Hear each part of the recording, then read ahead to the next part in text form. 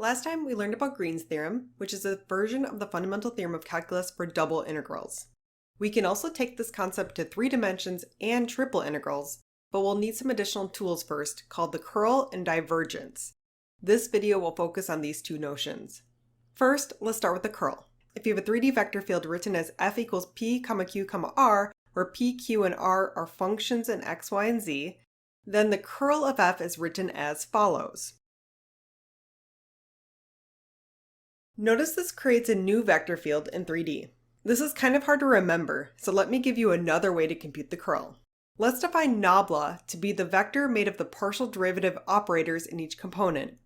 Notice that this is not the gradient, it's a vector made of operators.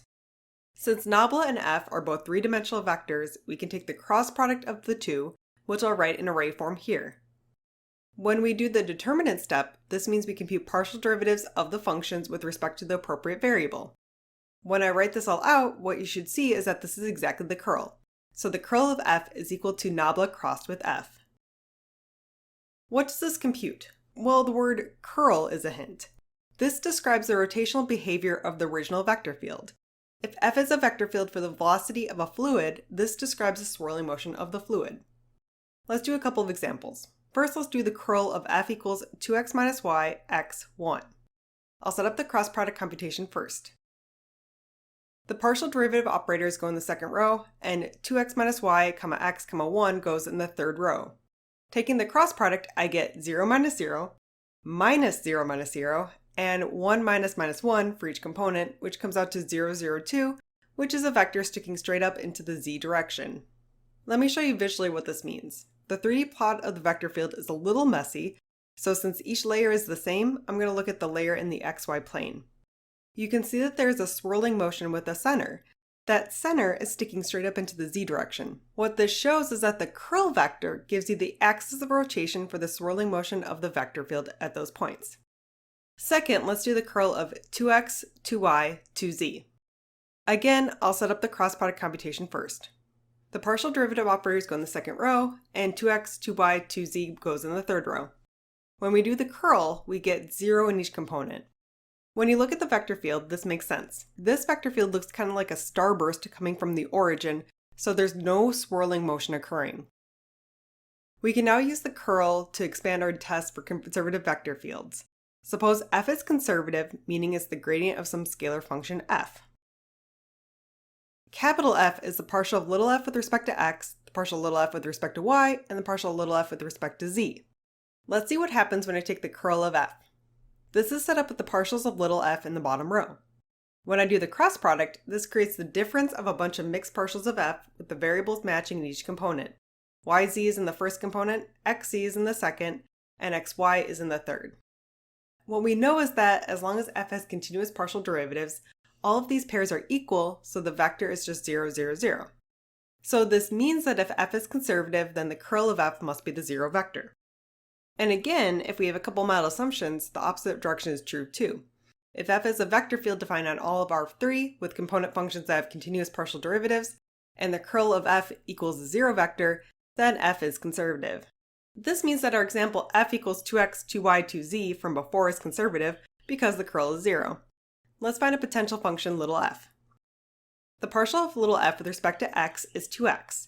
When I integrate this with respect to x, I get x squared plus a constant, but this constant will be some function g purely in terms of both y and z.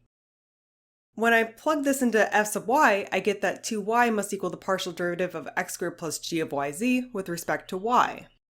So 2y must equal the partial derivative of g with respect to y. Integrating with respect to y, I get that g of yz must equal y squared plus some function in z called h of z. Now I do f sub z. 2z equals the derivative of x squared plus y squared plus h of z with respect to z, so 2z must equal h prime of z. So h of z equals z squared plus a constant k, and we have that the potential function is x squared plus y squared plus z squared plus k. Now let's talk about divergence. Given a 3-dimensional vector field f equals pqr, the divergence of f is the partial derivative of p with respect to x plus the partial derivative of q with respect to y plus the partial derivative of r with respect to z. Notice that the divergence of f is not a vector, it creates a normal 3-variable function. We can again use nabla to represent this. The divergence of F is equal to the dot product of nabla with F. The divergence has physical meaning as well. For fluid flow, it computes at each point the tendency for the point to be a source for the fluid flow. Here are a couple examples.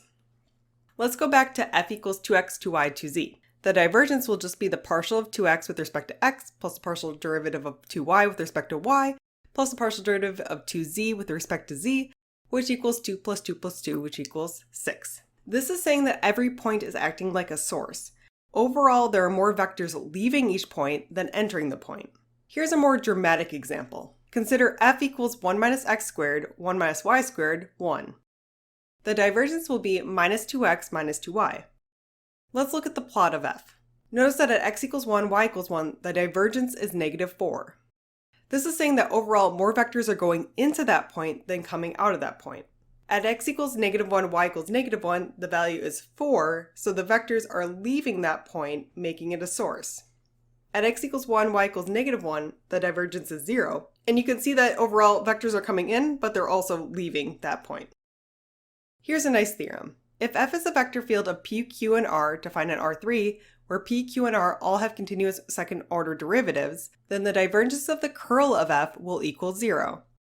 For example, if I consider f equals x squared minus y, 4z x squared, I can compute that the curl of f is negative 4, negative 2x, and 1, and the divergence of the curl will be the partial of negative 4 with respect to x, plus the partial derivative of negative 2x with respect to y, plus the partial derivative of 1 with respect to z, which equals 0.